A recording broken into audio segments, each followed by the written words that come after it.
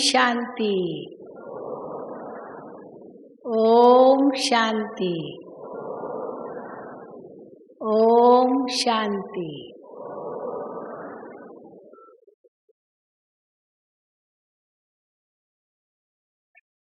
आज सवेरे बाबा ने बहुत सुंदर ये वाक्य कहा, शिव बाबा का भंडारा भरपूर, काल कंटक दूर। वैसे भी भक्ति मार्ग में शिव से बहुत कुछ मांगते हैं।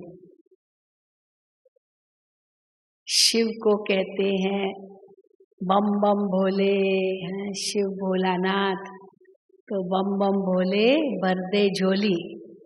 तो झोली खोल करके ऐसे खड़े होते हैं और शिव से झोली भरने लिए मांगते हैं। फिर चाहे वरदान से झोली भर दे, चाहे धन से झोली भर दे, चाहे निरोगी काया से, चाहे शांति से, प्रेम से, सुख से। लेकिन भक्त लोग भगवान को यही कहते हैं, भगवान मेरी झोली भर दो। तो भक्ति मार्ग में तो मांगना ही होता है, मांगते ही रहते हैं, क्योंकि भिखारी बन जाते हैं। और क्यों भिखारी बने, बाबा उसका कारण भी बताते हैं। क्योंकि पतित बने, विकारी बने, तमो प्रधान बने, ईश्वर से बेमुख हो गए, तो भगवान परमात्मा शिव बाबा जो दाता है, उस दाता से दूर हो गए। परमात्मा की कितनी ग्लानि की, सर्वव्यापी है कह करके गीता में भगवान के बजाय, पिता के बजाय बच्चे का नाम डाल दिया। तो पिता को तो भूल गए और देवी देवताओं को ही महत्व देने लगे। फिर भी बाबा कहते रजो प्रधान अच्छा था समय, द्वापर युग का समय। तब भी धन धान्य से संपन्न था भारत। लेकिन धीरे धीरे कैसे तमो प्रधान बनता गया और परिणाम स्वरूप आज हम कहेंगे कि भारत जैसे कंगाल है। कैसे पता चलता है कंगाल है? क्योंकि कर्जा लेता रहता है। बार बार यही गवर्नमेंट कहती है, economy down, economy down. Economy नीचे जा रही है, कई फैक्ट्रीज बंद हो रही है, नौकरियां नहीं मिलती है, बहुत कुछ प्रॉब्लम्स है। और फिर धर्म भ्रष्ट, कर्म भ्रष्ट भी हो गए हैं। एकता तो है नहीं, आपस में लड़ते रहते हैं, झगड़ते रहते हैं, कुर्सी के पीछे भी लड़ते रहते हैं। तो जहाँ जाओ, जिस भी स्टेट में जाओ, वहाँ पर कुछ न कुछ समस्याएं है ही। तो अगर कलयुगी दुनिया को कहें समस्याओं का घर, तो ये गलत नहीं है। और ये केवल भारत की बात नहीं है। भारत में फिर भी भारतवासी थोड़ा सहनशील है, ईश्वर में आस्था है, भक्ति भावना ज्यादा है। और दुनिया में और देशों में जाओ तो वहाँ तो बहुत ही बुरा हाल है। और परिणाम स्वरूप घोर कलयुग तो आ ही चुका है, विनाश भी सामने खड़ा है। चारों ओर धर्म ग्लानि की निशानियां दिखाई दे रही है। आज भी बाबा ने मुरली में कहा कि कहीं कहीं लोग ये समझ रहे हैं कि जरूर भगवान कहाँ आया होगा। भगवान आया होगा कहाँ पर, कहाँ आया है ये पता नहीं है, क्योंकि जो भी निशानियां धर्म ग्लानि की है वो सब दिखाई दे रही है। लेकिन धीरे धीरे और भी पता चलता जाएगा। परंतु आप बच्चों के ऊपर बहुत बड़ी जिम्मेदारी है। आप बच्चों ने बाप को पहचाना है, बाप से अधिकार ले रहे हो, वर्षा पा रहे हो, उनकी श्रीमत पर चल रहे हो, ब्रह्मा मुख वंशावली ब्राह्मण बन गए हो और अपने जीवन को पवित्र और योगी बना रहे हो, तो आप कितने भाग्यशाली हो।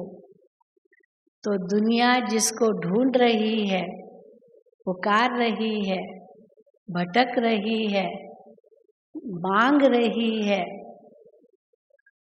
उनकी भेंट में भगवान ने जिनको पहचाना वो अपने आप को क्या समझते हैं? शिव के भंडारे भरपूर, क्या काल कंटक दूर। काल और कंटक ये दो शब्द हैं। भंडारा और भंडारी ये भी दो शब्द हैं। तो काल माना समय, काल माना मृत्यु, और कंटक माना समस्याएं, उलझन और परेशानियां, प्रॉब्लम्स। ये कंटक, ये अलग अलग जो विघ्न जीवन में आते हैं उनको कंटक कहते हैं।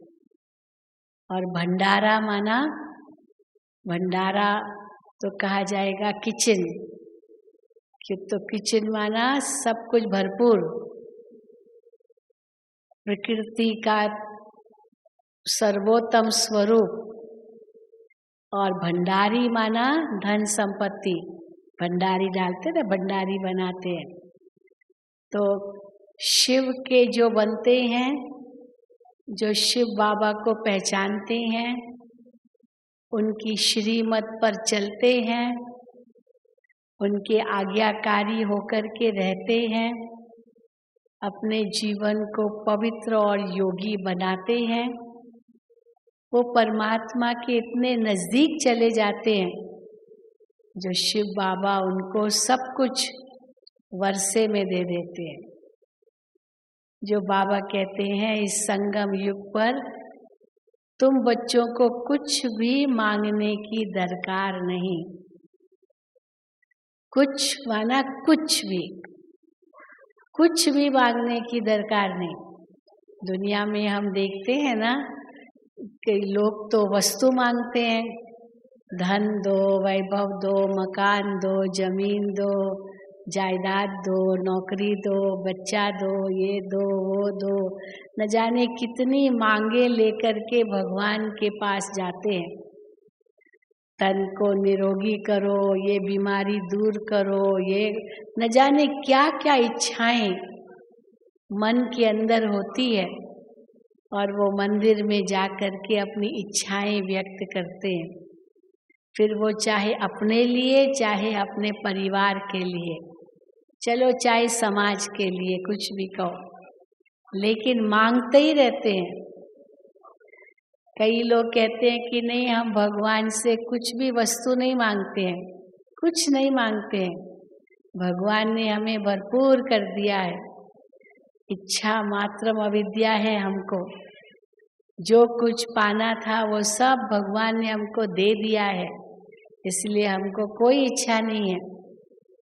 तो फिर हम उनसे पूछते हैं, चलो और कोई भौतिक चीज़ों की इच्छा नहीं होगी, लेकिन कुछ तो इच्छा होगी ज़रूर, कुछ तो इच्छा होगी ज़रूर। जो मंदिर में जा कर के फिर भी मांगते रहते हो, सोचो सोचो क्या मांगते हो। तो फिर उनको याद आता है, वो कहते हैं हम कोई वस्तु नहीं मांगते हैं, लेकिन हम तो भगवान से यही कहते हैं, भगवान बस शांति दो, शक्ति दो, दया करो, रहम करो, माफ करो। अब ये भी तो मांगना हो गया ना। चलो वस्तु नहीं मांगते हैं, पर शांति दो, खुशी दो, सुख दो, प्यार दो, शक्ति दो, दुआ करो, आशीर्वाद करो। हाँ, तो ये भी तो मांगना हो गया ना। माफ करो, ये भी तो मांगना हो गया। भूले इतनी करते रहते हैं तो भगवान से कम माफी तो मांगे, यही कहते हैं। तो भूल करके भगवान से माफी मांगने जाएंगे, भगवान मैंने बहुत बड़ी भूल की, मुझे माफ कर दो। क्योंकि अंदर में ये तो रहता है कि जो भी हमने कर्म किया है उसका फल हमको मिलेगा, इसीलिए भगवान से माफी अभी मांग लो। तो ये भी तो मांगना हुआ। और गीत भी उसी अनुसार गाते हैं, इतनी शक्ति देना तू दाता, मन का विश्वास कमजोर होना। तो इतनी शक्ति हमें मिल जाए जो भगवान के प्रति जो विश्वास है वो हमारा कम न हो जाए। क्योंकि कई बार जब बहुत समस्याएं आती है तो लोग यही समझते हैं कि भगवान ने ये समस्याएं दी है, भगवान ही ये समस्याएं दे रहा है, क्योंकि सुख भी वही देता है तो दुख भी वही देता है, यही समझ बैठे थे। वो गीत भी उस पर गाते हैं, तेरे कांटों से भी प्यार, तेरे फूलों से भी प्यार, तू जो भी दे दे करतार, हम उसमें खुश है। लेकिन खुश कहाँ होते हैं? दुख हुआ तो भगवान को ही गालियां देते, हे भगवान इतना हमें दुख क्यों दिया, हमने क्या पाप किया, इतना क्यों दुख है मुझे। समझते भगवान ने ही दुख दिया। तो इसीलिए शांति दो, सुख दो, शक्ति दो, ताकि जो आपके प्रति विश्वास है वो हमारा कम न हो। क्योंकि जब बहुत दुख होता है ना, और ये समझते हैं कि भगवान ने दुख दिया, तो ईश्वर के प्रति जो विश्वास होता है वही खत्म हो जाता है कि ऐसे को हम क्यों पूजे, क्यों उनको माने जिसने इतना दुख दिया। तो जब बाबा आते हैं हमें इतना ऊंचा ज्ञान देते हैं, जिस ज्ञान से बाबा कहते हैं तुम्हारे कपाट खुल जाते हैं। कपाट माना एकदम दिमाग एकदम पुर हो जाता है। क्योंकि ये सब जो कुछ भी मांगे हैं ये सब अज्ञान के कारण है। चलो वस्तु न मांगे, गुण मांगना ये भी अज्ञान है। क्योंकि बाबा कहते हैं गुण कोई मांगने की चीज थोड़ी है। अभी हम कहते हैं शिव बाबा हमको शांति दो, तो शिव बाबा शांति कैसे देगा? कोई चीज है क्या? लो शांति बेटा, लो शांति। हाँ? जैसे बच्चा मम्मी को कहेगा मम्मी हमको आइसक्रीम दो, तो मम्मी आइसक्रीम बना कर खिलाएगी या दुकान से खरीद के देगी, लो बेटा आइसक्रीम। तो क्या ये आइसक्रीम की तरह है क्या शांति और सुख जो भगवान हमें हाथ में प्लेट में देगा, लो शांति? ये तो मन की स्थिति है ना, क्योंकि आप जैसा सोचेंगे वैसा ही अनुभव होगा। कई ऐसे हैं जो बहुत धनवान नहीं हैं, लेकिन फिर भी हैंड टू माउथ है, उनको पेट के लिए दो रोटी तो है, ऐसे नहीं तरसना पड़ता है रोटी के लिए। तो फिर भी कितने खुश, कितने सुखी अपने आप को महसूस करते हैं। कोई ज्यादा नहीं है उनके पास, मोटर गाड़ियों में घूमना, हवाई जहाजों में घूमना, अच्छे अच्छे बढ़िया खाना पहनना, ये कुछ भी नहीं है। भले छोटे से मकान में रहते हैं, ऑर्डिनरी जीवन है, लेकिन उनकी सोच बहुत ऊंची है। तो उनकी सोच ऊंची होने के कारण वो सिंपल लिविंग, हाई थिंकिंग, ये जो इतनी उनकी हाई थिंकिंग होती है, जिसके कारण उस सिंपल लिविंग में भी अपने को बहुत खुश अनुभव करते हैं। जो इतने बड़े बड़े धनवान, करोड़पति, अरबपति, बड़े बड़े महलों में रहते हैं, हवाई जहाजों में घूमते हैं, पर्सनल उनका अपने प्लेन्स होते हैं, न जाने क्या क्या है संसार में, ऐसे भी बहुत लोग हैं, लेकिन उनको शांति नहीं है। मुझे याद है जब पहली बार मैं विदेश जा रही थी 1974 में, 74 की बात है, तो अव्यक्त बाप दादा से हम छुट्टी ले रहे थे। तो मैंने बाबा से पूछा, बाबा कि हम विदेश में जा रहे हैं तो हमें क्या ध्यान रखना होगा, कैसे सेवा करनी होगी। तो बाबा ने कहा कि बच्चे तुम्हारे पास बहुत धनवान व्यक्ति आएंगे, बहुत धनवान, बहुत धनी है, लेकिन ये कभी नहीं समझना कि ये तो इतने धनवान है और हम तो उनकी भेंट में क्या है, कुछ भी नहीं है। उस हिसाब से वो उतना तो धन क्या है, क्या होगा हमारे पास। वैसे भी दादी जानकी तो देखो क्या कहती है, हाथ खाली जेब खाली, फिर भी हम दुनिया का वाली, हाँ, सारी दुनिया का मालिक।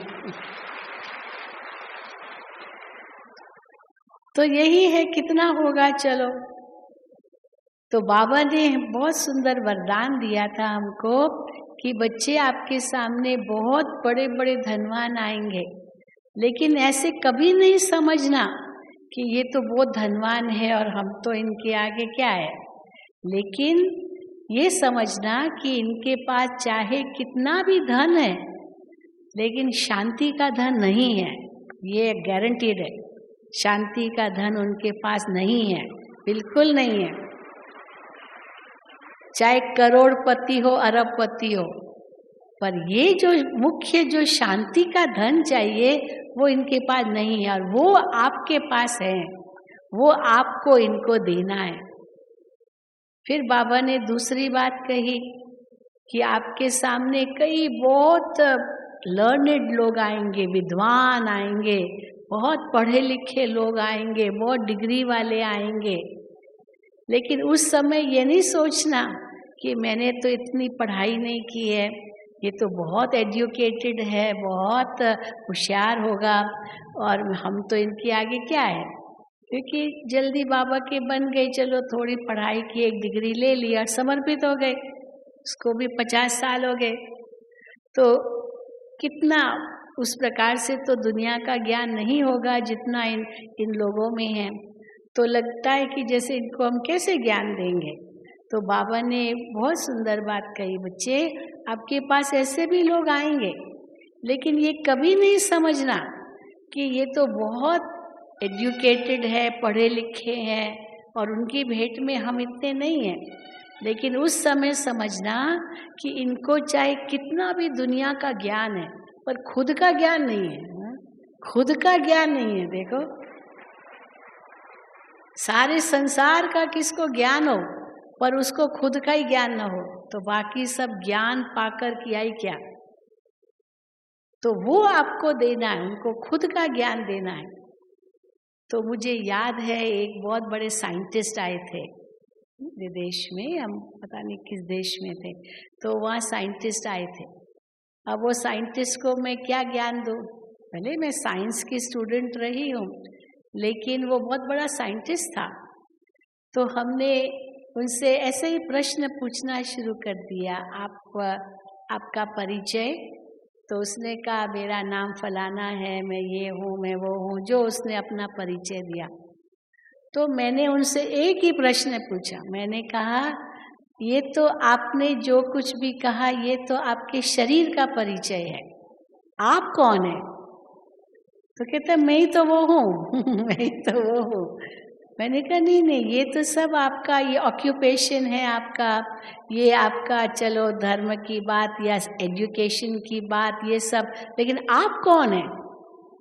तो फिर वही बात कहे, मैंने कहा ये आप नहीं है, आप कुछ और है।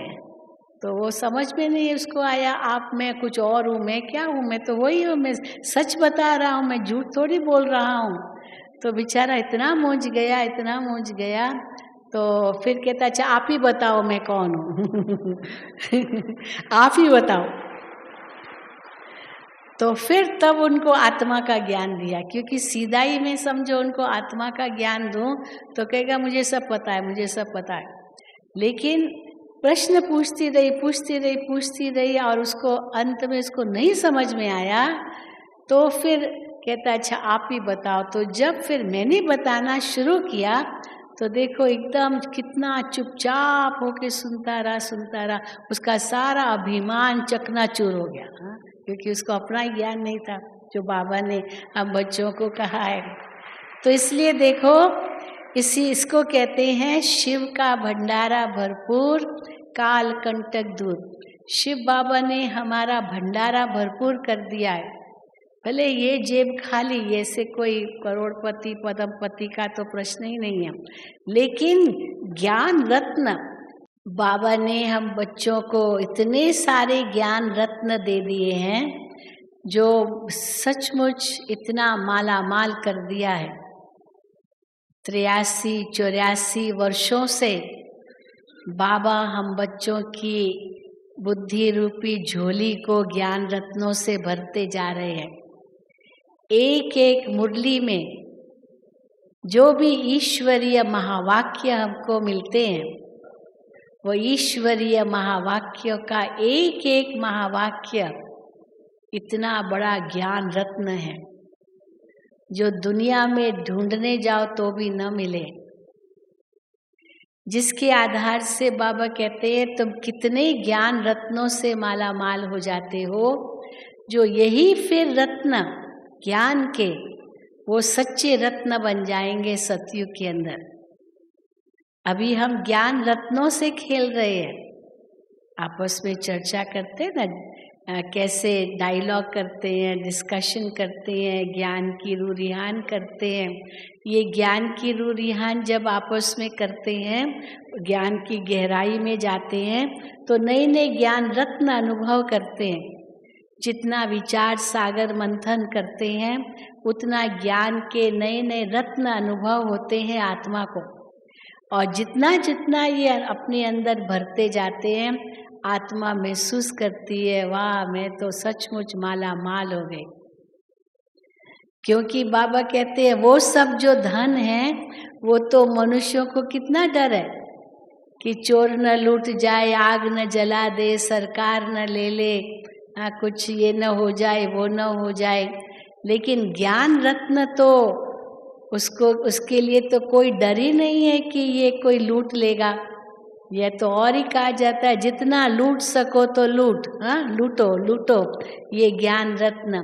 और जितना आप देते जाएंगे उतना आपका भरपूर होता जाएगा। इसीलिए कहावत है ना कि ऐसा कौन सा धन है जो बांटने से बढ़ता है। कौन सा धन है? ज्ञान धन। ज्ञान धन, गुण धन, शक्तियों का धन, ये सच्ची संपत्ति है। और वो बाबा ने हम बच्चों को इतना भरपूर कर दिया है, जिस समय जिस शक्ति का हम आह्वान करना चाहें उस समय वो शक्ति हमारे पास हाजिर है। जिस समय जिस गुण का हम आह्वान करना चाहें उस समय वो गुण हमारे पास हाजिर हो। ये ऐसी प्रैक्टिस बाबा हमको सिखाते हैं। और कैसे हम आह्वान करते हैं? हम महसूस करते वो है मेरे पास। हम बाबा से मांगते नहीं है बाबा अभी मुझे शांति दो, मुझे शांति नहीं है। अशांति क्या होती है बाबा कहते उसका अज्ञान हो। जैसे इच्छा मात्रम अविद्या, इच्छा की अविद्या सतयुग में होती है। कोई ऐसी अप्राप्त वस्तु नहीं सतयुग में, सब कुछ भरपूर है। वैसे शांति अशांति क्या होती है? इसकी इच्छा हो शांति की, उस इच्छा से परे, क्योंकि अशांति का तो पता ही नहीं। जब भी कुछ मन थोड़ा सा उदास हो तुरंत बाबा ने कहा ज्ञान रत्नों से खेलो, क्योंकि यही तो आत्मा अपने साथ ले जाएगी। हम बताते हैं ना समेटने की शक्ति में, तो समेटने की शक्ति में हम क्या बताते हैं, एक चित्र भी दिखाते हैं कि एक पेटी है और एक होल्डॉल है। पेटी और होल्डॉल आजकल कह सकते हैं सूटकेस है। विदेशों में बाहर जाते हैं, फ्लाइट में जाते हैं तो एक हैंडबैग होती है और एक कैरी ऑन लगेज होता है, सूटकेस छोटा सा जो अपने साथ रखते हैं ऊपर प्लेन में।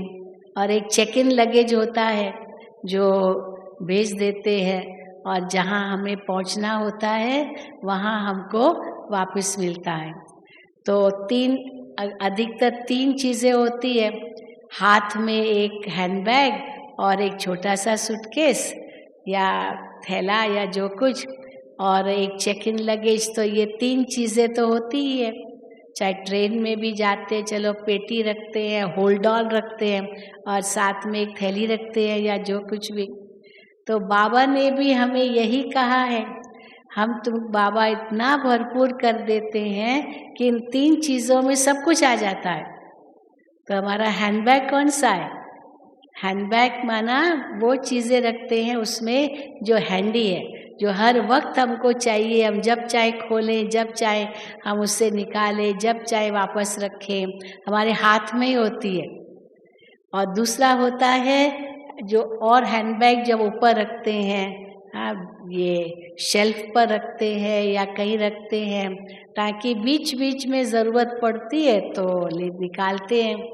और तीसरा तो चेक इन कर दिया तो डेस्टिनेशन पर जहाँ पर पहुँचना है वहीं मिलेगा। तो पहले ज़माने में भी पेटी लेते थे, एक हाथ में थैली लेते थे, एक होल्ड ऑल होता था। होल्ड ऑल होता है ना जिसमें बिस्तरा वो, क्योंकि बिस्तरे तो मिलते नहीं थे, आजकल तो ट्रेनों में बिस्तरे मिलते हैं, तो इसलिए लेने की ज़रूरत नहीं होती है। लेकिन पहले तो कुछ नहीं मिलता था, तो इतना बड़ा बिस्तरा भी लेना, तकिया, चद्दर, और साथ में जो छोटी मोटी चीज़ें हमको जर्नी में नहीं चाहिए, रास्ते में सब उसमें डाल देते थे। तो उसका नाम रखते थे होल्ड ऑल, सब कुछ होल्ड करना, और जब जहाँ पहुँचना होता था वहीं खोलते थे। तो बाबा भी हमें कहते हैं कि ये 3 चीज़ें तुम्हारे साथ चलेगी, और इन तीनों को खूब भरपूर कर लो, खूब भरपूर कर लो। और बाबा वो सब हमें देते हैं। तो क्या देते हैं? हमारे होल्ड ये हैंडबैग में क्या बाबा कहते रखो? हाँ, ज्ञान के रत्न रखो।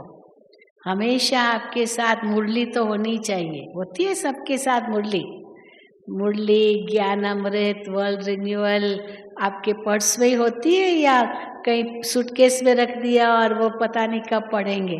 हमेशा अपने साथ में होना चाहिए। जैसे आपकी दवाई रखते हैं, पानी रखते हैं, कुछ न कुछ रखते हैं ना, तो ये ज्ञान के जो रत्न हैं वो सदा आपके साथ होना चाहिए। तो कौन सा है हमारा पर्स? बाबा कहते तुम्हारा मन। इस मन को ज्ञान रत्नों से इतना भरपूर कर दो, इतना भरपूर रखो, जो और कुछ सोचने की मार्जिन ही न बचे। इतना भरपूर हो जाना चाहिए ज्ञान रत्नों से, क्योंकि यही ज्ञान रत्न आत्मा के काम आने हैं, यही सच्चे रत्न बन जाने हैं। वो हीरे मोती कुछ काम नहीं आने वाले हैं, वो तो सब यही रह जाएंगे। बाबा कहते हैं सतयुग में आपको सब कुछ नया मिलेगा। इस कलयुगी दुनिया का कुछ भी नहीं ले जाना है, कुछ भी नहीं, एक पाई भी नहीं, एक तिनका भी नहीं। हाँ, एक बार इस पर एक चुटकुला सुनाते हैं ना कि एक व्यक्ति था, बहुत धनवान व्यक्ति था, बहुत धनवान था। अभी उसकी मरने की घड़ी आई तो अपने पत्नी को कहता है, देखो मैं अपने अगले जन्म में भी कुछ लेके जाना चाहता हूँ। तो पत्नी ने कहा कैसे ले जाओगे? तो कहा कुछ नहीं, आप क्या करो, जितना भी ये बैंक अकाउंट है ना, ये बैंक अकाउंट बना, ये हमारा अकाउंट, ये चेकबुक है, तो आप क्या करना कि आधा प्रॉपर्टी आप अपने पास आपके नाम पर, लेकिन आधी प्रॉपर्टी मेरी है, तो ये मेरे नाम के चेक्स बना के रखना, चेक्स। और जब मैं मर जाऊं ना तो ये चेक सब मेरे पास रखना। तो वो मेरे साथ चलेंगे। पत्नी ने कहा ठीक है, आप जो कहो, जैसे कहो, हम सब तैयार हैं। अब जब शरीर छोड़ा तो पत्नी ने लिख दिया, चेक उनके नाम पर कर दिया सब, और रख दिया अर्थी के साथ। अब वो कहाँ गया चेक? कहाँ गया चेक? और उसको कम से कम ये खुशी थी कि मेरी पत्नी ने माना, और आधा जो संपत्ति धन है बैंक में, वो सब मेरे चेक्स मेरे साथ है। तो मेरे साथ क्या है, आत्मा तो एक सेकंड में उड़ गई। वो तो कुछ भी नहीं। तो बाबा तो और ही कहते हैं कि ये जो इस संसार का जो भी बोझ है वो भी हल्का करते जाओ, हल्का करते जाओ, हल्का करते जाओ, क्योंकि आत्मा तो बिंदी बिंदी बन करके उड़ेगी। कोई भी नेगेटिव सोच का भी बोझ न रहे, और ज्ञान रत्नों का तो कोई बोझ ही नहीं है। वो तो मन को और ही हल्का कर देंगे। मन इतना खुशी में नाचेगा। हाँ? तो ऐसा अपने अंदर में इतना भरपूर करो ज्ञान रत्नों के साथ, ताकि सदा खुशी में मन नाचता रहे। क्योंकि जो भी ज्ञान की पॉइंट्स है, जैसे आज भी बाबा ने कहा, ज्ञानवान किसको कहा जाता है? ज्ञानी तो आत्मा किसको कहा जाता है? जिसको बुद्धि में है कि हर एक आत्मा का पार्ट अपना अपना है, एक का पार्ट न मिले दूसरे के पार्ट से, सबका पार्ट अपना अपना है। तो इसने ऐसे क्यों किया, इसने ऐसे क्यों किया, इसको ऐसे नहीं करना चाहिए, ये ऐसा क्यों है, ये क्यों नहीं समझता है, ये तो ऐसा है। बाबा कहते कोई ज़रूरत नहीं है कहने की, क्योंकि सबका पार्ट अपना अपना है। आप ड्रामा देखने जाओ, कोई हंस रहा है, कोई रो रहा है, कोई चिल्ला रहा है, कोई क्या कर रहा है, कोई क्या रहा है, हम साक्षी होके देखते हैं, उसका पार्ट है वो। उसके पार्ट में हमको इंटरफियर नहीं करना है। एक्टर्स भी एक दो के पार्ट में इंटरफियर थोड़ी करते हैं। क्या क्या हर एक एक्ट को एक्टिंग करनी है वो डायरेक्टर जाने। डायरेक्टर का काम है देखना, एक्टर का काम नहीं है दूसरे की एक्टिंग क्या हो रही है। तो जब एक्टर का जो काम है अपनी एक्टिंग में सही रहना, बस इसको वही काम करना है, बाकी डायरेक्टर जाने, वो बाकी शिव बाबा जाने, उसका हिसाब किताब उस आत्मा का बाबा को पता है। हम क्यों बीच में पड़े? जो करेगा वो पाएगा। तो हम किसी और की बातों में कभी न जाएं। अपने मन को इतना ज्ञान रत्नों से बिजी रखो ताकि मन और कुछ बातें सोचने के लिए उसको टाइम ही ना हो। इतनी मन का जो पर्स है वो इतना भरपूर है, और कोई कमी आपको कभी नहीं महसूस होगी। हमने तो देखा है, जिसके पास ज्ञान रत्न है ना, तो वो धन भी आ जाता है, वो धन भी आ जाता है। पर ज्ञान रत्न ही नहीं है तो वो धन भी कहाँ से आएगा? और दूसरा बाबा कहते हैं वो जो धन भी अगर है हमारे पास, उसका भी बाबा कहते हैं कम खर्च बाला नशीन। तो थोड़ा सा खर्चा ही सफलता ज़्यादा मिलेगी, क्योंकि वो सच्चाई का धन है, कमाई सच्ची है, मेहनत की कमाई है। भले थोड़ी होगी लेकिन वो सुख देगी, और उसके कारण हमको कुछ भी नुकसान तो कभी होगा ही नहीं, कभी नहीं होगा नुकसान। अगर कभी किसका नुकसान हुआ, समझो ये गलत कमाई थी इसीलिए नुकसान हो गया। पर जिसकी सच्ची कमाई है, अपनी मेहनत की कमाई है, उसका तो कभी नुकसान हो ही नहीं सकता है। हमारी दादी जानकी जी कहते हैं कि मेरा तो कभी एक रुमाल भी गुम नहीं हुआ है। एक रुमाल क्या होता है पैसा तो छोड़ो, एक रुमाल क्या होता है वो भी मेरा कभी गुम नहीं हुआ है। वैसे तो दादी को तो क्या उठाना, लेकिन कभी कुछ नहीं ऐसा हुआ जो सोच भी ये मेरा गुम हो गया, ये ऐसा हो गया, कुछ भी नहीं।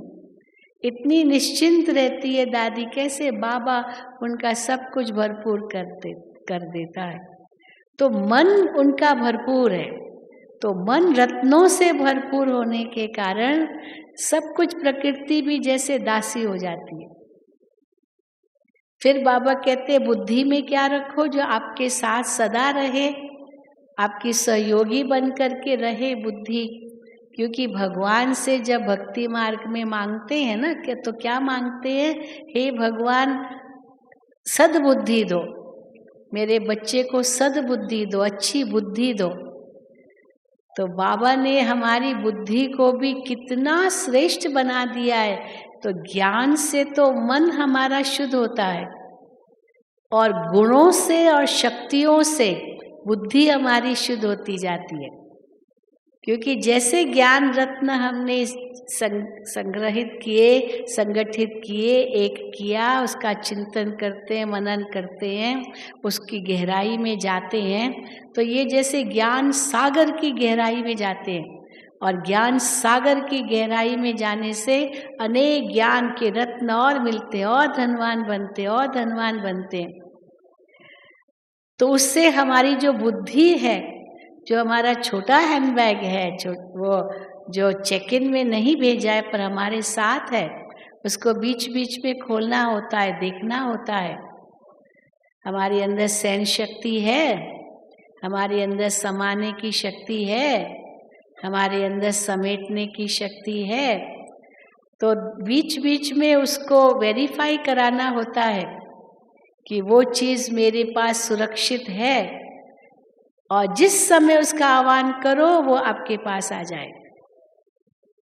किसी ने आपको कुछ गाली दी, कुछ बुरा भला कहा, बाबा कहते एक कान में से सुना भी दूसरे कान से निकाल दो, इसको सहन शक्ति कहेंगे। अगर किसी ने कुछ कह भी दिया, उस आत्मा पर आपको तरस आना चाहिए।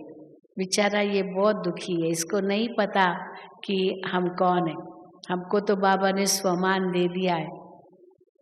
तो और एक गुस्सा आने की बजाय तरस आता है, दया आती है। और ही वो अशांत मन को हमें शांति देनी है, ये लगता है। इसलिए सहन शक्ति आना तो इतना सहज है, बात मत पूछो।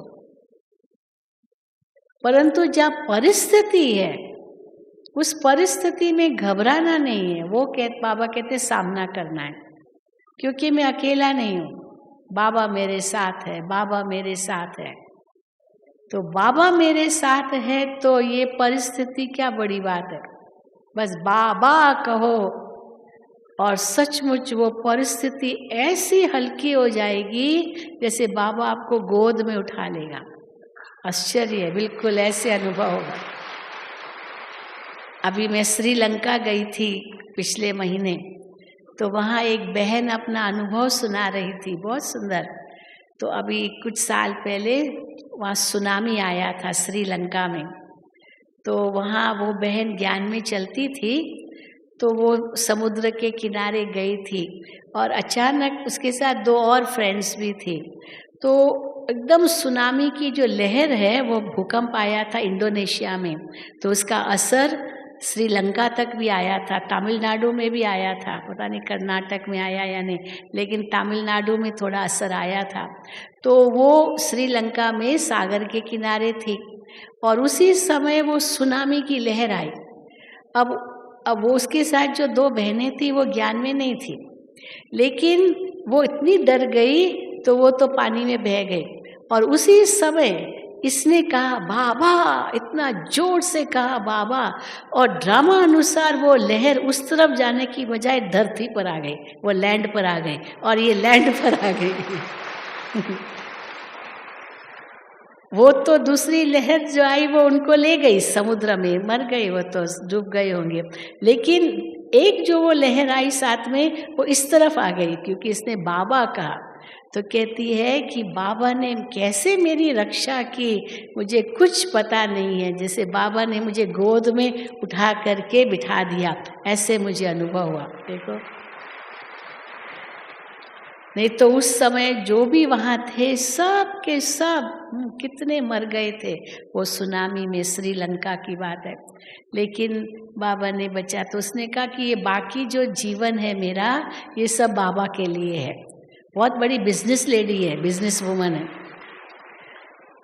तो अभी ऐसी यानी बाबा की सेवा में लग गई है, कहती बस मुझे और कुछ नहीं चाहिए, बस बाबा ने मुझे नया जीवन दिया है, नया जीवन दिया है। तो देखो, तो हम भी कहते ये है परिस्थिति का सामना करना, हाय हाय हाय हाय करने से, और बाबा भूल गया तो फिर शक्ति कहाँ से आएगी।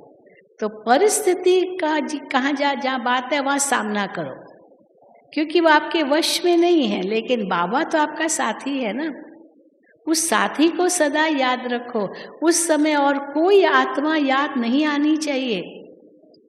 अगर कोई भी देहधारी आत्मा याद आई तो वो थोड़ी साथी बनेगा, वो तो पता नहीं कहाँ का कहाँ होगा। लेकिन जैसे आपने बाबा कहा, वो साथी 1 सेकंड में आपको साथ देगा, शिव बाबा, और आपको मदद करेगा, ये कभी ना भूलना। लेकिन उसके लिए अभ्यास चाहिए कि हर वक्त उस साथी को साथ रखो। ऐसे नहीं उस समय बाबा नहीं आएगा बुद्धि में अगर हर वक्त उस साथी को साथ नहीं रखा। इसीलिए बाबा कहते हैं खाओ तो मेरी याद में खाओ, चलो तो मेरी याद में चलो। हर वक्त साथी साथ है। जैसे कोई साथी साथ होता तो उनसे ही बातें करते हैं ना। तो बाबा के संग ही बातें हो, बाबा को ही बुद्धि में रखो, बाबा ही आपके साथ है।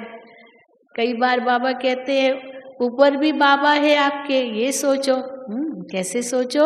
आपका रक्षक बाबा बैठा है, छत्र छाया आपके ऊपर है। तो जिसका साथी है भगवान, उसको क्या रोकेगा आंधी और तूफान? कोई आंधी तूफान आपको कुछ नहीं कर सकेगा।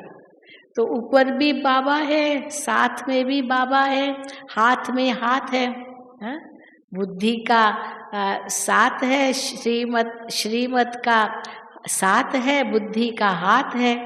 तो श्रीमत पर हर वक्त चल रहे हैं, तो ये शिव बाबा का साथ है। और बुद्धि उसके साथ है तो उसका सिर उनका हाथ हमारे सिर पर है। और पीछे भी है, हमारा गार्ड बन करके हमारी रक्षा करता है। आज भी बाबा ने कहा ना, लिबरेटर है, खिवैया है, गाइड है। तो आगे भी है, गाइड बन करके हमको गाइड कर रहा है, रास्ता दिखा रहा है। और गार्ड भी है, रक्षक है। किसी को बहुत बड़ा आदमी होता है, उनको तो कैसी बड़ी सिक्योरिटी मिलती है, इतनी बड़ी सिक्योरिटी, और क्योंकि उसका बहुत बड़ा कार्य है, उसका जीवन बहुत ही कीमती है, तो उसको सुरक्षा मिलती है, क्यों नहीं मिलती है। तो बाबा कहते तुम्हारी सुरक्षा तो सबसे श्रेष्ठ है। उनकी चाहे भले कितनी भी सिक्योरिटी हो, लेकिन फिर भी वो तो फिर भी मनुष्यों की सिक्योरिटी होगा, यहाँ तो स्वयं भगवान की सिक्योरिटी है। अगर बाबा को मुझे उठाना भी पड़ेगा तो भी बाबा को पता है ना, इसलिए हमको तो कोई चिंता की बात ही नहीं है, क्योंकि भगवान हमारा साथी है। तो इसलिए जब ये अंदर में हमारी धारणा होगी, ये सब शक्तियाँ, ये सारे गुण, ये सब मेरे पास है, इसलिए बाबा कहते आह्वान करो, वो आपके पास हाजिर। लेकिन पता होना चाहिए किस शक्ति को किस समय हम यूज करें, और उसके लिए मनन चिंतन चाहिए, ज्ञान का मनन चिंतन चाहिए। तो गुण और शक्तियां रख दो वो आपके हैंड लगेज में, वो कभी कभी बीच बीच में जरूरत पड़ेगी। और जो होल्ड ऑल है, जो चेक इन लगेज है, जो आपने दे दिया वही आपको डेस्टिनेशन पर मिलेगा, वो क्या है? वो आपके जीवन में किए हुए कर्म हैं, जो आपके साथ ही चल रहे हैं, लेकिन आपको पता नहीं है, क्योंकि आपके साथ में उस दिखाई तो नहीं देते। लेकिन इतना निश्चय हो हमको कि बाबा के संग में, बाबा की याद में हमने जो कुछ भी कर्म किए हैं वो सब श्रेष्ठ कर्म है। दुनिया के अंदर तो अच्छा कर्म क्या है, बुरा कर्म क्या है, ये तो पता ही नहीं है, सचमुच पता नहीं है। उनको यही लगता है हम कैसे समझे कौन सा कर्म अच्छा है, कौन सा कर्म बुरा है, इसी में मूंझते रहते हैं, कौन सा पाप है, कौन सा पुण्य है। लेकिन बाबा कहते हैं जो कर्म आपने आत्मिक स्थिति में किया, शिव बाबा की याद में किया, निस्वार्थ भावना से किया, सबके कल्याण अर्थ किया, उनको भी आत्मा समझकर ये भी बाबा का बच्चा है ये समझ करके किया, और फिर तन से, धन से, समय से मदद की, वो आपका कर्म श्रेष्ठ बन गया, कर्म श्रेष्ठ बन गया। अब उसका रिटर्न आपको उस समय मिलता है नहीं मिलता है, वो सोचने की जरूरत ही नहीं है। दुनिया में ऐसे नहीं करते, वो पहले ये सोचते हमको रिटर्न में क्या मिलेगा, हमको इनसे मिलेगा क्या, हम इनको तब मदद करेंगे जब इनसे हमको पहले कुछ मिले। अब इनसे कुछ मिलने वाला नहीं है, छोड़ो, हम क्यों मदद करें, नहीं। लेकिन हमारी भावना इतनी ऊंची हो जो हर रूप से हम उनको मदद भी कर सके। और बाबा कहते एक हाथ से दो तो दूसरे हाथ से मिलता है, कुछ भी कमी नहीं रहती है। लेकिन सिर्फ पता होना चाहिए पात्र कौन सा है, क्योंकि अगर पात्र योग्य नहीं है तो फिर धोखा खा सकते हैं। लेकिन उस समय भी बाबा की टचिंग आती है, बच्चे ये कार्य सही है, ये कार्य गलत है। या बाबा बहुत अच्छी धारणा बताते कि उस समय ब्रह्मा बाबा को आगे लाओ। ब्रह्मा बाबा अगर यहाँ होते तो वो क्या करते? जब बाबा कहते हैं फॉलो फादर, तो फॉलो फादर माना ब्रह्मा बाबा ने क्या क्या किया उस अनुसार हमको भी करना है, बाप समान बनना है ना।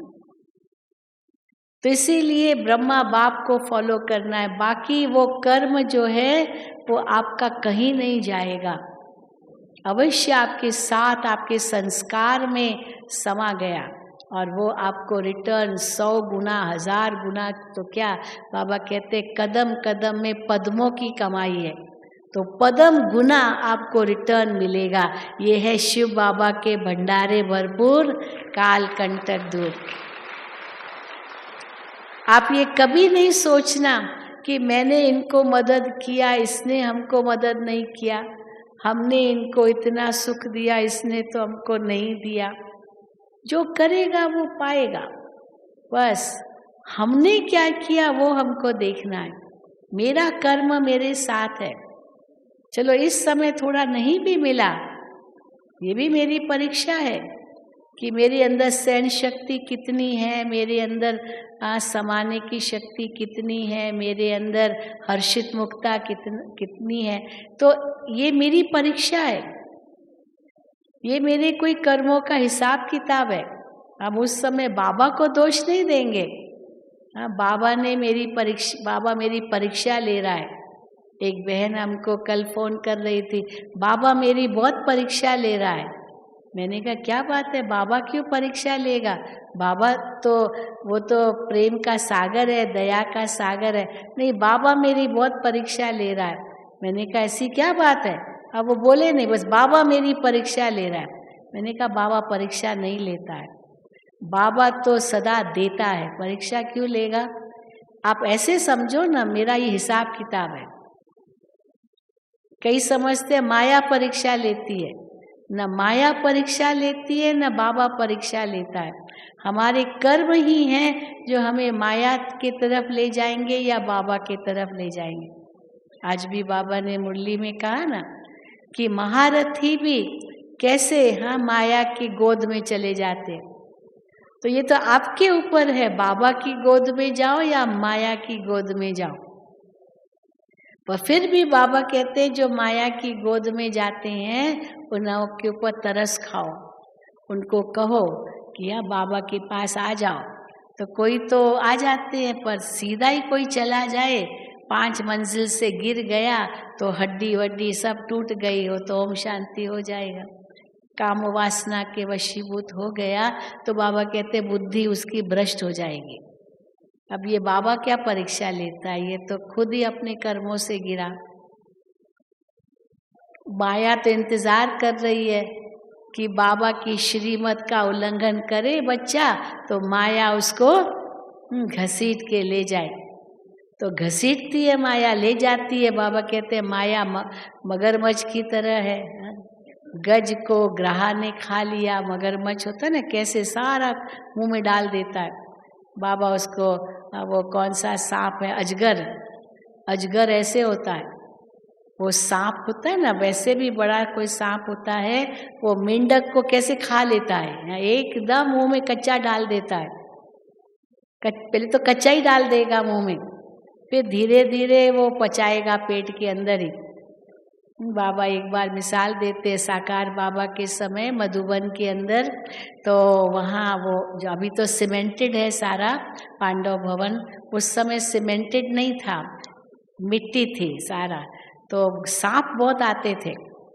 तो सांप एक सांप आया और वो बेचारा चल नहीं पा रहा था, चलने, वो बीच उसका पेट बहुत मोटा हो गया था, तो वो कोशिश कर रहा था आगे जाने की, लेकिन जा ही नहीं पा रहा था। तो बाबा ने कहा, ये बच्चा साकार में, बाबा ने कहा बाबा के लिए तो सब बच्चे थे, मेंढक वो सांप भी बच्चा ही था। बाबा ने कहा इस बच्चे ने, इस सांप ने अंदर मेंढक डाल दिया है मुंह में, तो अभी इसको क्या करो, लकड़ी लो, लकड़ी लेकर इसका जो पेट है ना उसको साइड में लगाओ, तो धीरे धीरे मेंढक बाहर आ जाएगा। तो सचमुच ऐसे करते गए वो मेंढक जिंदा का जिंदा बाहर आ गया उसके जिंदा का जिंदा बाहर आकर के कूद के भाग गया, और बेचारा सांप थोड़ा चलने लगा, नहीं तो चल ही नहीं पा रहा था, इतना मोटा मेंढक उसने अपने मुंह में डाल दिया था। तो बाबा भी कहते ये अजगर माया कच्चा खा जाती है, क्योंकि जो श्रीमत का उल्लंघन किया तो उसको तो माया कच्चा खाएगी ना। तो बाबा क्या परीक्षा लेता है, ये माया भी परीक्षा नहीं लेती, वो तो तैयार बैठी है, क्योंकि उनके ग्राहक जा रहे हैं भगवान के पास, तो अगर कोई ग्राहक वापस आएगा उनको छोड़ेगी क्यों माया। इसलिए ये कभी नहीं कहना बाबा परीक्षा लेते, नहीं, अपने कर्मों को अब सावधान करना है, क्योंकि मैं ही अपने कर्मों के निमित्त हूँ, मैं ही आत्मा जो करूँगी वो पाऊंगी, दूसरा जो करेगा वो पाएगा। दूसरे को सावधानी जरूर देनी है, वो तो हमारा फर्ज बन जाता है, कहीं वो माया के वश न हो जाए। लेकिन अगर नहीं मानता उसका कर्म, बाबा कहते हैं वो अंत में पश्चाताप करेंगे, क्योंकि अंत के समय बाबा कहते 3 प्रकार की लाइन लगेगी। एक लाइन उनकी होगी जो आज्ञाकारी, वफादार, फरमान बरदार, श्रीमत पर चलने वाले, पूरा एक बल एक भरोसे पर चलने वाले होंगे, वो तो पास विद ऑनर्स बन जाएंगे, ऊंचा पद पा लेंगे, वो तो निश्चिंत होकर के जाएंगे, उनकी टिकट रिजर्व्ड है, हाँ, AC reserve, AC ticket, first class ticket, चलो सेकंड क्लास भी या कोई भी पद तो रिजर्व्ड है, सब कुछ रिजर्व्ड है, उनको कोई चिंता की जरूरत नहीं है। लेकिन दूसरी लाइन उनकी लगेगी जिनको ज्ञान दिया, जिनको पहचान दी, जिनको सावधान किया, लेकिन उस समय अलबेले रहे, देख लेंगे, कर लेंगे, हो जाएगा, अलबेले रहे थोड़ा। तो बाबा कहते हैं वो आत्माएं कैसी होगी, उनको अंत में खून के आंसू बहेंगे, पश्चाताप के आंसू बहेंगे कि हमने उस समय हम अलबेले रहे, ध्यान नहीं दिया, और देखो अभी टू लेट हो गया। और तीसरे उनकी भी लाइन लगेगी जो जिनको पता ही नहीं चलेगा, बस इतना ही वो ढूंढते रहेंगे। अभी भी हम कितनों को कहते हैं ना परमात्मा अपना कार्य कर रहा है, कहते अभी थोड़ी, अभी तो, इसलिए बाबा कहते 40,000 साल पड़े हैं, अभी तो अज्ञान की नींद में सोए, अभी थोड़ी है, अभी तो कलयुग बच्चा है। लेकिन जब होगा उस समय आंखें खुलेगी, लेकिन टू लेट। तो कई तो उनको परिचय भी नहीं मिल पाएगा, और वो उल्हेना किसको देंगे, हम लोगों को देंगे कि आपको पता चला, आपने हमको बताया क्यों नहीं। तो दोष हमारे ऊपर आ जाएगा, आपने बताया क्यों नहीं। मुझे याद है एक बार हम किसको कोर्स करा रहे थे, बहुत अच्छा लगा ज्ञान, बहुत अच्छा लगा, रोज आता था क्लास में। तो फिर 8 दिन, 10 दिन, 15 दिन फिर बाबा की मुरली सुनने लगा, और बाबा की मुरली में पहले दिन ही आया पवित्रता की बात आई, पवित्रता की बात। तो उस भाई ने मेरे को कहा, मैं 15 दिन से आ रहा हूँ, आपने मुझे पहले से पवित्रता की बात क्यों नहीं बताई। अब हमको डर लग रहा था, पता नहीं इसको सुनाए या नहीं सुनाए, कहीं ये पवित्रता की बात सुन करके भाग न जाए, इसलिए हम एकदम से नहीं भी सुनाते। लेकिन बाबा की मुरली में तो सब कुछ आता है, तो जैसे बाबा की मुरली सुनी तो उसमें पवित्रता की बात थी, तो उसने मेरे को उलहना दे दिया, आपने हमको पहले क्यों नहीं बताया। अब आप हमको पहले दिन से बताते थे तो हम और ही उसी अनुसार हम मेहनत करते थे। तो हमने सोचा देखो ये भी हमारी भूल निकली कि हमने उनको बताया नहीं। लेकिन वो आत्मा इतनी मतलब जैसे रेडीमेड सोल थी और कितना वो आगे चली गई। तो अभी भी कहता आपने मुझे पहले दिन नहीं बताया होगा, वो मेरा ही मुझे लेना देता रहता, लेकिन बाबा ने तो उनको इतना ऊंचा उठाया है। तो कहने का भाव है कि बाबा हम बच्चों को तो जो दे रहे हैं वो छप्पर फाड़ के दे रहे हैं। ये ज्ञान गुण शक्तियाँ हम बच्चों को एकदम झोली भर भर करके दे रहे हैं, पर कितना हम यूज कर रहे हैं ये हमारे ऊपर है। और उसके आधार से वो प्रकृति भी दासी बन जाती है। चाहे शरीर का रोग भी लग जाए, कुछ भी हो, लेकिन हम दुखी नहीं होते, क्योंकि ये तन तो बाबा को दे दिया। दुखी क्या होना है बाबा जाने। कई बार दादी को कुछ होता है ना, तो दादी जी यही कहती है बाबा को सेवा लेनी होगी तो चलाएगा शरीर, अभी नई सेवा लेनी होगी तो उठा लेगा अपने पास, हमको क्या है। दादी तो बिल्कुल सीधा ये कहती है बाबा की सेवा में है ना ये, तो अगर नहीं लेनी है सेवा इस शरीर से तो उठाए भले, मैं तैयार हूँ। सेवा लेनी है तो आत्मा को रखेगा शरीर में। ऐसे थोड़ी हाय मैं बीमार हूँ, मैं बीमार हूँ, मैं बीमार, हाय हाय थोड़ी करते हैं। तो बाबा को दे दिया ना तन, आपका है क्या तन, किसका तन है? हाँ किसका तन है? बाबा का है। बस यही समझ लो, और बस बाबा को सेवा करानी है हमसे। तो देखो शिव बाबा ने हमारे सारे भंडारे भरपूर कर दिए, कुछ भी कमी नहीं छोड़ी है। अगर कोई कमी है ये मेरा अपना हिसाब किताब है, पर सच्ची दिल रखो। सच्चा दिल तो कहा जाता है, सच्ची दिल तो साहिब राजी, और वो साहिब राजी होता है। सच्चे की जो नाव है वो हिलती जरूर है परंतु कभी भी डूबती नहीं है। ये इतना निश्चय हो, इतना नशा हो कि बाबा हमारा साथी है, अंत तक हमको साथ में ले जाएगा, हमारा खिवैया बन करके हमको वापस ले जाएगा, सच्चा सतगुरु बन करके हम सब साथ में जाएंगे। और उसके लिए बाबा कहते लंगर उठा हुआ हो इस सृष्टि से, एक सेकंड में न्यारे हो सको, कहीं भी फंसना नहीं है और कुछ भी छोड़ना भी नहीं है, छोड़ना भी नहीं, फंसना भी नहीं, हाँ अटकना तो बिल्कुल नहीं, रुकना भी कहीं नहीं। और जब समय आए एक सेकंड में उड़ जाना। पंछी कैसे उड़ता है, उसको डाली टूट गई तो उसको डर नहीं है क्योंकि वो तो उड़ सकता है। मनुष्य डाली पर बैठेगा तो डर लगेगा, डाली टूट गई तो नीचे गिर जाऊंगा, पंछी को थोड़ी डर लगता है। तो मैं आत्मा तो पंछी हूं ना, ये तो शरीर तो निमित्त है। इसलिए बुद्धि हमारी इतनी ऊंची हो, इतनी श्रेष्ठ हो, इतनी भरपूर हो, जो इस दुनिया की बातों को देखते हुए भी नहीं देखे।